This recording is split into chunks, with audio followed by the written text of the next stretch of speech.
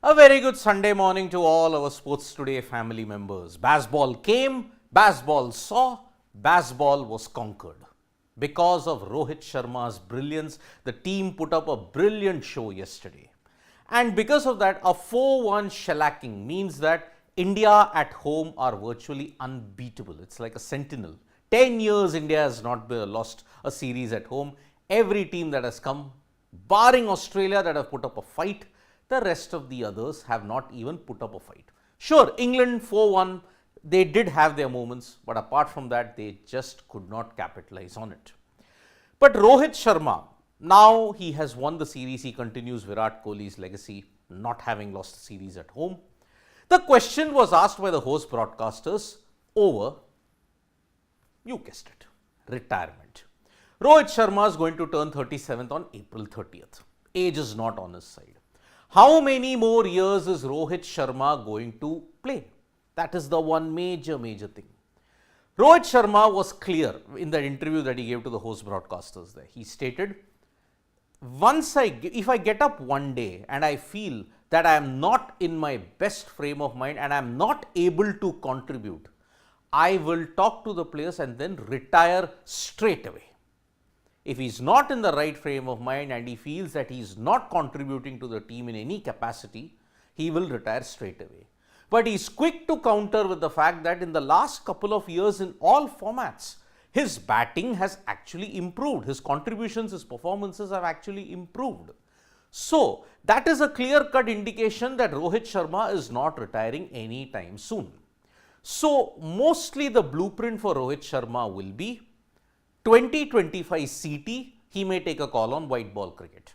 After the World Test Championship final, because India is most certainly making it to the final, looking at their schedule, looking at how it is, you could have an India versus Australia part 2 yet again in the WTC final. So, after the WTC final ends, after the Champions Trophy of 2025 ends, you might at that time take a call on Rohit Sharma whether he will be there or he will not be there. So, that is the total incentive that is there for Rohit Sharma.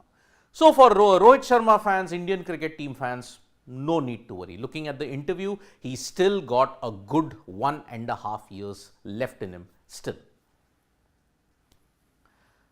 Now, on the sidelines of what happened in the Dharamshala test match, Jai Shah, the BCCI secretary, had given a new test cricket incentive scheme. You can check that video that I have done on Sports Today for all the details that you need on that. But every cricket player at this point is tweeting about how good this initiative is from the BCCI, led by Rohit Sharma. Rohit Sharma on his Twitter account just today morning he posted, Test cricket was and will be the ultimate format. And it's great to see BCCI and Jai Shah leading the way in prioritizing test cricket. Rohit Sharma follows the same school of thought that Virat Kohli has. Virat Kohli kept test cricket right up here when it came to priorities. Rohit Sharma is also doing the same. You may argue that India is the only country where we don't have the situation of club versus country.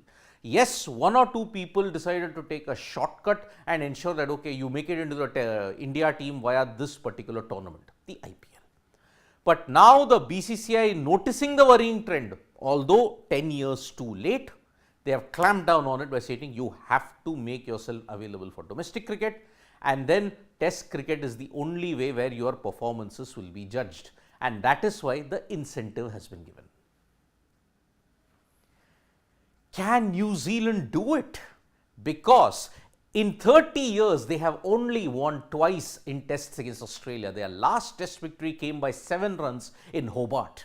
Now, after the end of day 2 at the Hagley Oval, it is a really good sight now because New Zealand has set Australia a target of 279 and they are 4 down for 77. Ben Sears and Matt Henry in particular doing the damage. Henry so far has 9 wickets in the test match. He took 7 for 67 in the first innings.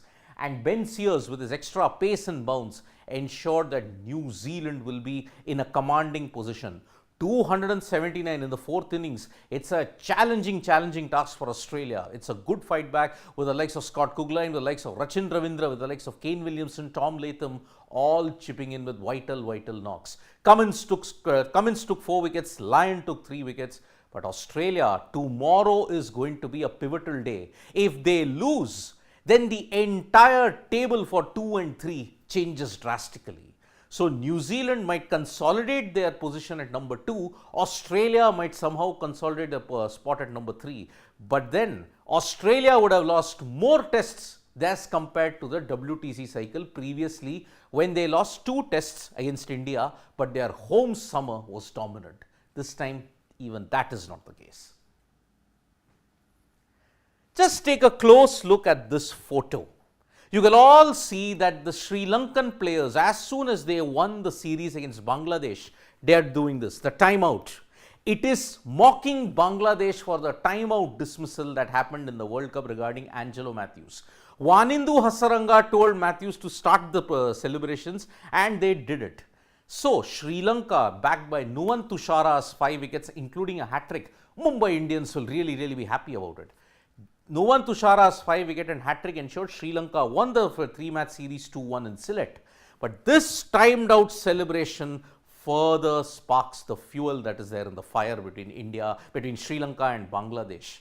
Although, let us be very honest about it, what Bangladesh did in the World Cup, it was well within the rules. Sure, Angelo Matthews could argue the timing and all those kind of things. But the sportsmanship that Sri Lanka showed and the way how they're doing it now, it really doesn't put them in good light. So yes, timed out, it has happened, but the celebrations might become a bit sour later on. Vidarbha versus Mumbai in the Ranji Trophy final today, and Vidarbha won the toss and chose to bowl on a green deck at the Wankhede Stadium. But unfortunately, Vidarbha failed to capitalize. When we were doing this morning wrap, Mumbai had raced to 77 for no loss, with Prithvi Shaw and Bhupen Lalwani doing very well indeed. Shaw looked in great touch. Yash Thakur, Umesh Yadav all missed their lengths. Umesh Yadav in particular going for 28 runs in the 6 overs. Yash Thakur also not landing the ball in the right areas. So has Vidarbha's plot to bowl and make use of the green conditions backfired spectacularly? It seems to be at this point in time, but they can mount a fight back. Hurricane Harmanpreet hit Delhi yesterday. I mean, what a knock that Harmanpreet Kaur played for Mumbai Indians in the WPL against the Gujarat Giants. Mumbai Indians needed 90 in 6 overs. They had no business in winning that game. But Harmanpreet Kaur, 75 of 27 balls in her final knock of 91, ensured Mumbai Indians pulled off one of the best chases, and you saw Harmanpreet Kaur's knock, a fantastic knock. I'll be doing a special video package on how Harmanpreet just managed to ensure that she pulled off the greatest heist in WPL history. The French Open badminton is currently happening now, and today you're going to see only one Indian in the fray, and unfortunately it's not going to be Lakshya Sen, because Lakshya Sen, after winning the first game against Kunlawat Viditsarn of Thailand, sorry folks, Kunlawat Viditsarn, he won the first game, but after that, 2 consecutive games, very sorry, he managed to lose the remaining 2 games, and that is why Lakshya Sen yet again losing in the semi-finals and once again falling to Kunlawat Viditsarn.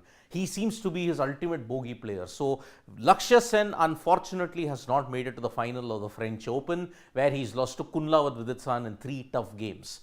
But as usual, the glorious duo of Satvik Sairaj Rankireddy and Chirag Shetty have made it to the final of the French Open, where they'll be taking on the Chinese Taipei duo.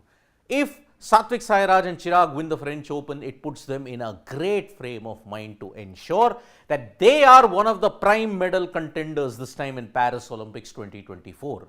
Remember, the medal tally this time around, we are hoping that it can cross double digits this time around. There is hope from Neeraj Chopra, there is hope from shooting, there is hope in a way from the India men's hockey team, but most medal hopes rest on Satvik Sairaj Rankireddy and Chirag Shetty with the form that they have been in. Neeraj Chopra has taken to social media and he's appreciated the government's initiative to find a new talent scheme titled Kirti. Kirti is one of the schemes that is launched by the government of India to ensure that talent will be recognized right from school levels.